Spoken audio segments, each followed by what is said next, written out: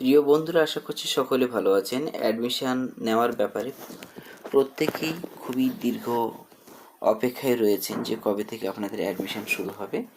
তো অ্যাডমিশন শুরু হওয়ার আগে বন্ধুরা যে বিষয়গুলো আপনারও জানা জরুরি, তার সেই বিষয় নিয়ে আলোচনা করব। তো প্রিয় বন্ধুরা, আশা করা যায় খুব দ্রুত অ্যাডমিশন শুরু হবে। তো অ্যাডমিশন শুরু হওয়ার আগে আপনার যে বিষয়গুলো জানা থাকলে অ্যাডমিশন নেওয়াটা সহজ হবে। দেখুন বন্ধুরা, এখন প্রচুর পরিমাণে প্রশ্ন রয়েছে যার উত্তর আপনি নিজে থেকেই জেনে নিতে পারবেন।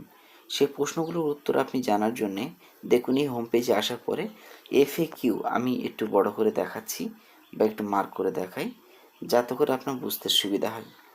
এই FAQ এখানে আপনি ক্লিক করবেন। ক্লিক করলে আপনার মনে যা যা প্রশ্ন আছে এখান থেকে প্রচুর প্রশ্ন উত্তর জানতে পারবেন। আপনি এখান থেকে যা যা প্রশ্ন উত্তর জানতে পারবেন তা আমি এখনই ক্লিক করে দেখাবো। তো যখন আপনি FAQ-তে ক্লিক করবেন ঠিক এরকম একটা অপশান দেখবেন, যেখানে থেকে আপনি আপনার মনের মতো প্রশ্নের উত্তরগুলো পেয়ে যাবেন।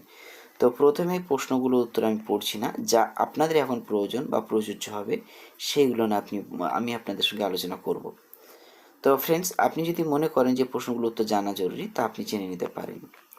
দেখুন, আমরা যেহেতু আবেদন করেছি, আবেদন করার পরে আমাদের এখন টার্গেট হচ্ছে যে আমরা কোন কলেজে চান্স পাবো এবং কিভাবে ভর্তি নেব বা ভর্তিটা কিভাবে হবে। তো ফ্রেন্ডস, আমরা দেখুন, একজন ব্যক্তি একাধিক কলেজে আপনি নাম দিতে পারেন বা সাবজেক্ট বেছে নিতে পারেন, সেই হিসাবে কিন্তু মেরিট লিস্ট তৈরি হবে। তো আমি এখানটায় 40 নম্বর প্রশ্নটা পড়ছি, মেরিট ইন্ডেক্স। বলছেন প্রত্যেক উচ্চশিক্ষা প্রতিষ্ঠানের প্রতিটি কোর্স অনুযায়ী মেরিট ইন্ডেক্স ক্যালকুলেট করবার একটি নিজস্ব সূত্র আছে, যা পোর্টালে বিশদভাবে ব্যাখ্যা করা থাকে।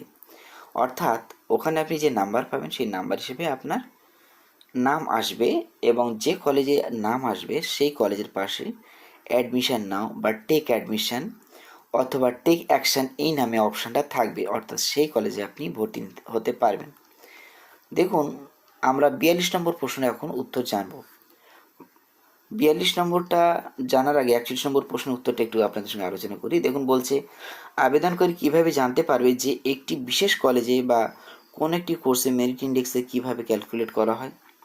তাহলে এখানে আমি যদি ক্লিক করি, দেখুন বলছে এখানে এটা পোর্টালে পরিষ্কারভাবে বলা থাকে এবং আবেদনকারী মেরিট ইন্ডেক্স ক্যালকুলেট করে দেখে নিতে পারবে বা ওখানে দেখতে পারবে।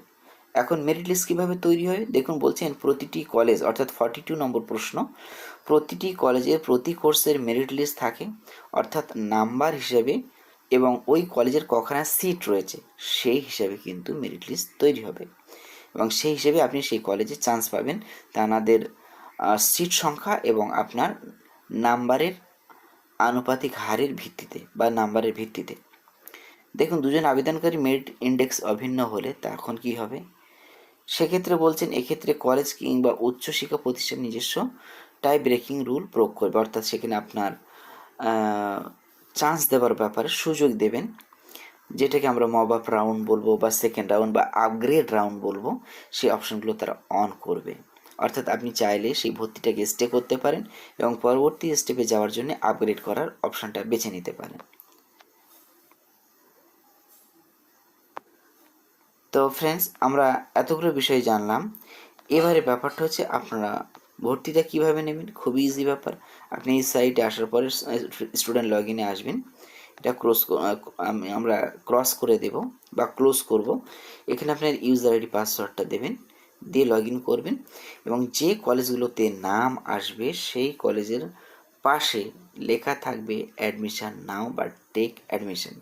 কত টাকা কাটবে, নিশ্চয়ই সেই কলেজের পাশে লেখা থাকবে কতটা, মানে কত টাকা কাটবেন, কতটা সিট খালি আছে তা আপনি টোটাল ডিটেলসে দেখতে পারবেন। আমরা এখন নোটিশ বোর্ডে একটু খেয়াল করি, দেখি এখান থেকে কিছু জানা যায় কিনা। নোটিশ বোর্ডে আমরা ক্লিক করলাম, দেখুন এখানে তেমন কিছু বলা নেই, অর্থাৎ ভর্তি কবে হবে এবং কবে থেকে শুরু হচ্ছে। তো ফ্রেন্ডস, আপনারা অপেক্ষায় থাকেন, আশা করব খুব দ্রুতই লিস্ট ছাড়বেন। ধন্যবাদ।